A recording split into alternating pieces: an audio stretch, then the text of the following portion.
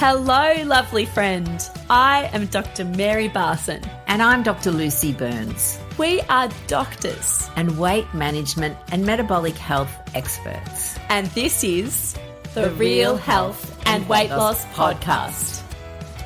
Good morning, gorgeous friend. How are you this morning? Dr. Lucy here with the, I was going to say effervescent Dr. Mary, but she does have a cold because, we are human, and humans get sick, even humans that look after themselves, because they are exposed to the germs of children. So that's true. Bless those little petri dishes that we call kids. I have a little petri dish in daycare. Yes, I have a cold. It's amazing. I can feel prodigiously sorry for myself in this particular circumstance, but I'm rallying. I'm here. Apologise to everyone that I sound a bit coldy, but what can you do? Nothing. Is the answer. Well, no, that's not true. That's not true. In an ideal world, of course, you'd rest and you eat well, and but you not only that petri dish still needs to be fed and put to bed and bathed and all sorts of things. Demanding little petri dishes, yeah. Yeah, life goes on. Life goes on. So today we have another episode in the supplement series, and it's particularly relevant because we see a lot around supplements on social media. We get lots of emails about supplements because people are looking for, that extra little boost to their wellness, their longevity, their metabolic health program. And we are going to talk about a really common supplement, but I guess we want to scaffold it with the fact that supplements do not replace the basics. No, they could sometimes support, not always, but sometimes, but they're never a substitute for real food, for movement, for getting good sleep, for managing your stress, for working on your circadian rhythms. That's the really important stuff. That's that has to be the foundation. And there are times when supplements do help a bit with those things. Indeed. So today we're talking about a supplement called Chromium, and I think we're even going to give a nod to milk thistle. So two popular supplements in the metabolic space, and we thought we'd unpack, are they a yay or a nay from us? Indeed. Yes, it's a good one. So chromium it's an essential trace mineral. It's a little metal basically, and we need it in tiny little amounts, and we also need to have the right form. So it's this mineral that our body uses in carbohydrate, fat and protein metabolism. In its biologically active form, which we could trivalent chromium, we could just call it chromium 3, it's safe and it's useful. But people have probably heard that there is toxic types of chromium out there, particularly hexavalent chromium, chromium 5. This is toxic and it's carcinogenic. So not all chromiums are created equal. And so that's just a really important thing to know. We're not suggesting that people eat industrial toxins, but chromium 3 is the one we're talking about here, and this is the one that is available in supplements. So we don't make it. We have to eat it. It's an essential nutrient that we need to get, and it is actually widely available in our food supply. This varies in terms of, the soil quality where you're sourcing your food, and if food has been heavily processed, it tends to lose a lot of its nutritional value, including losing trace minerals like chromium. But you can find it in meat, eggs, nuts, greens, lots of things. So it's around, and we only need tiny little amounts of it. So for most of us, we are probably getting enough from our food. Interestingly, though, we have seen in the studies, in the scientific research, that people with type 2 diabetes may also have some chromium deficiency. So that's a very specific group of people that is sort of different from the whole general population. And I think that's a really important thing with chromium, is we need to think about different populations, not everybody as a whole, but certain populations are likely to benefit more than others. So, okay, what does chromium do? That was my question. That's a good question. I know. I'm very happy to have you, the biochemist, answering this for me. Absolutely. So chromium enhances the action of insulin. So it improves insulin. It lets insulin work better. And because it helps insulin work better, it therefore improves our insulin sensitivity. So it improves our glucose, blood sugar control and our insulin sensitivity. And this is, especially important for people with insulin resistance or pre-diabetes. And so it has a role potentially in helping improve insulin resistance because of the way it can kind of boost the action of our insulin.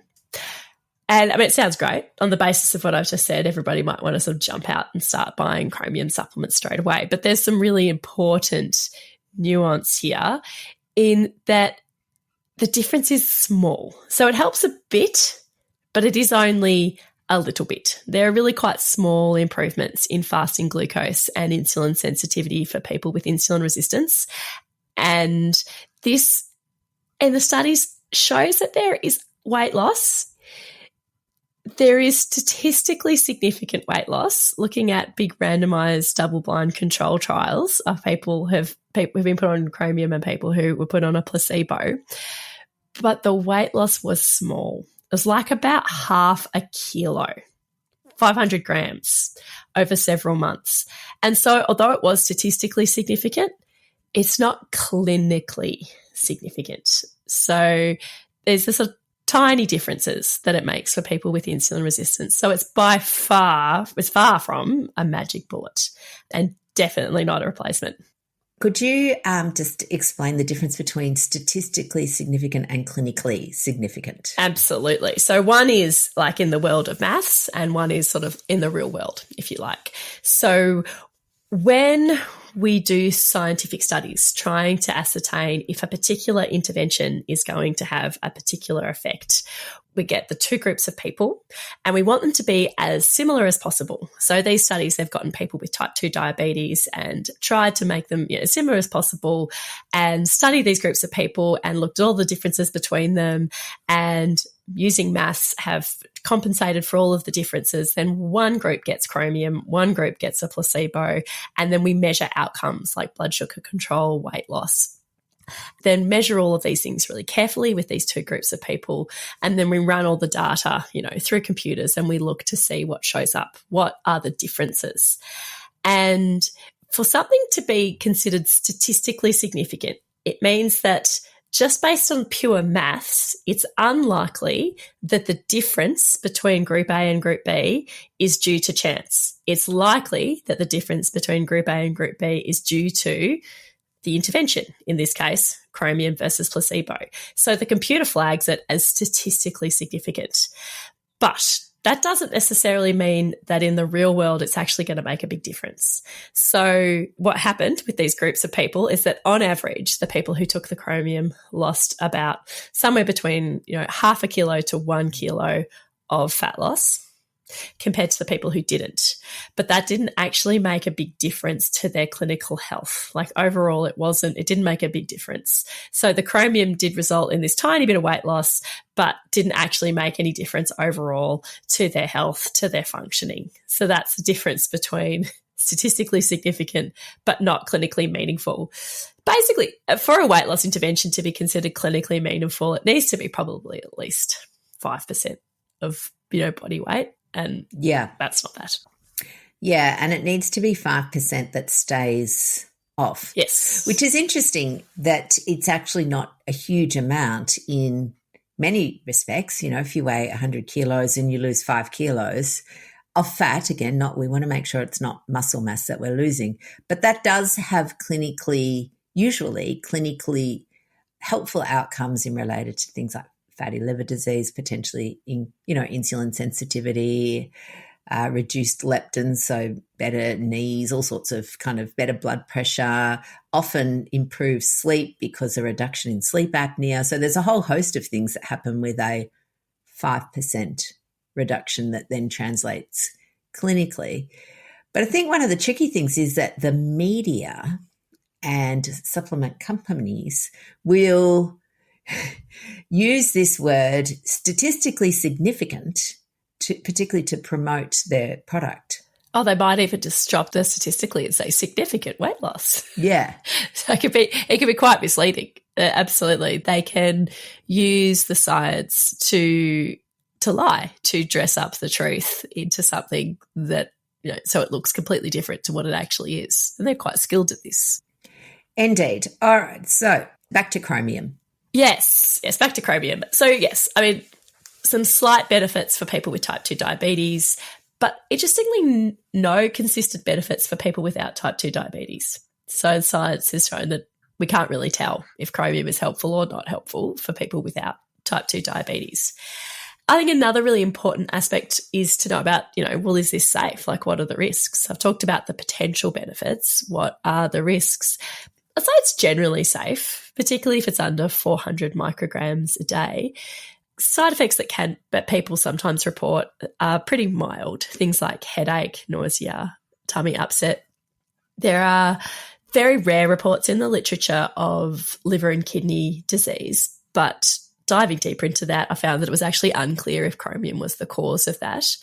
And there also are some theoretical concerns that, particularly if we're supplementing with chromium, we're taking higher doses than we would normally get from food. We're taking it in a way that our bodies are not used to getting it. We're used to, our bodies are designed to extract chromium from our food and use it that way, not designed to extract it from supplements. And there's a theoretical risk that we could turn the useful form of chromium into the toxic form inside our cells. So it could potentially be carcinogenic or toxic. So that's another thing to just think about, which is all in all, when I'm looking at this, I would exercise caution. I think if you're going to use it, be cautious. And it's certainly not one that has made our yay list. We've got our yay list and our nay list. I think for now, chromium is probably on our nay list, but it's a watch this space situation. There's no strong evidence that it's helpful and potentially some evidence that it's harmful. Yeah, absolutely. And I think if we again go back to our analogy that we've used a fair few times, and it's probably helpful given it's Christmas time when this episode's coming out, is we think about the structure so that you referred to earlier. And if we think about that as a Christmas tree, so it's a tree, and then what happens is our brain loves to go to the shiny objects, the baubles, the things like, cold plunges, hot plunges. They're not bad. Supplements, collagen, anything that feels like it might make things a bit easier, our brain is drawn to, even recipes. None of these things are bad, but they're potentially not that useful if you don't have the structure in place. So the branches of the Christmas tree in this case. Our recommendations, particularly if you're insulin resistant, is to focus on real food, low in carbohydrate, and, with a moderate amount of protein. And there's plenty of evidence for that is not just statistically significant. That's right. But clinically significant. Yes. I wouldn't bother taking chromium if your diet is still consistent over high processed, high carbohydrate, refined carbohydrate diet. It's not going to help. No, that's right. You have to get your tree up before you think about the baubles. Absolutely. Indeed. Like, speaking of baubles, there is another little bauble that we will talk about. This is a question that has come up a bit in our community, so I thought that we would chat about milk thistle, the Silamarin plant. Yes. So this is another interesting one. It's milk thistle. It's a Mediterranean herb, and traditionally it's been used for liver protection for actually quite a long time. It's actually an old herb that humans have been using for a very, very, very long time. And modern studies do show that it does have some role in helping liver function. But lately, there's a bit of buzz around this as a potential weight loss supplement for which there is not a lot of evidence. So it's unlikely to be harmful, particularly if you take it correctly. It's an antioxidant. So it's basically just a whole lot of plant phytonutrients, like these little nutrients that come from plants and all of these different flavonoids. And together they have quite a strong antioxidant effect, like many plant foods do. Many plants have got an antioxidant effect because of the special particular phytonutrients that are in plant foods. So because of this antioxidant effect, it's anti-inflammatory. And that's why they think that it probably helps support the liver regeneration due to its antioxidant and anti-inflammatory effect. having said that, you can also get that effect from real food. So it's not like we all need to suddenly run out and go buy milk thistle. No. Yeah. There is some animal studies that show that it has some small improvements in fasting glucose and insulin resistance, but really no strong human evidence, and definitely no strong human evidence for weight loss.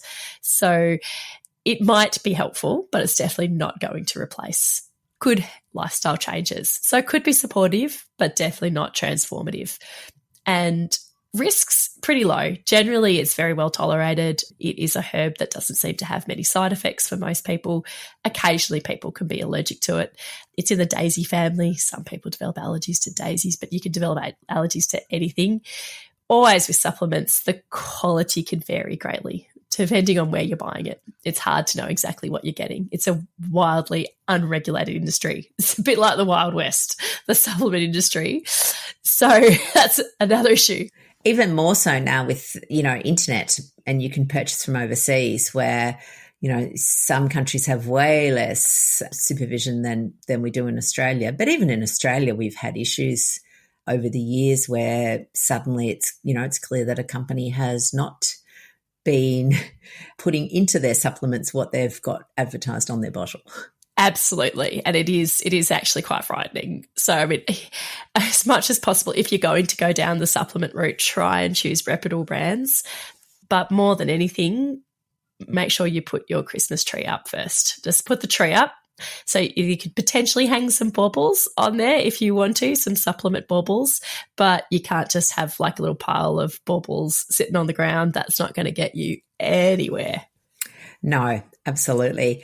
And a little acronym we have for the Christmas tree, the 6 S's for success. As a reminder, S1 is sustenance. So again, the foundation, real food, low carb, protein, minimal processing, not zero processing. Again, our bodies are clever. They can cope with some things. They just can't cope when they're overwhelmed with, particularly ultra processed foods.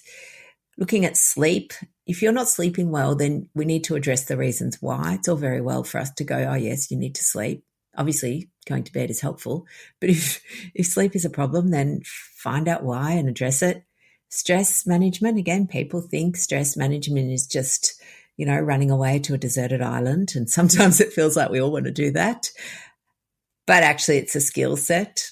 We know that strength training and movement is really good, not just for your muscles, which are your metabolic organ, but also your mental health. Excellent for that. We know that sunlight, it doesn't have to be 4 a.m. as the sun is peeking up over the border, but sunlight is super helpful for us, particularly earlier in the morning, and less artificial light in the evenings. And then finally, often our whole purpose, our whole reason for being as a human is that we are social creatures. And what we want is quality social connection, not necessarily quantity, but quality where you feel heard, validated, loved, supported. Those 6 things, they're the 6 S's. There's extra S's that we pop in. Obviously we want to avoid smoking. Maybe you'll need a supplement. Singing is good for you. So there's a few extra ones. Very good for you. Pro singing, I am. Yes, very much so. But yeah, sort out the 6 S's, my friends. And if you have trouble with implementing those 6 S's, then that's where you need the help. So they're very basic, but basic doesn't mean easy to implement sometimes. Very true. Yeah, that's our favorite thing to do, is to help people, first of all, get the correct knowledge and then turn that knowing into doing. So, help with the implementation process. Yep. 6 S's for success. Indeed. All right, my friends. Well, hopefully that's been helpful. I think both of those, again, probably spend your dollars more on real food than supplements for those two. And we will see you next week with another episode of the Real Health and Weight Loss Podcast. Bye for now. Bye. The information shared on the Real Health and Weight Loss Podcast, including show notes and links, provides general information only. It is not a substitute, nor is it intended to provide individualized medical advice, diagnosis, or treatment. nor can it be construed as such. Please consult your doctor for any medical concerns.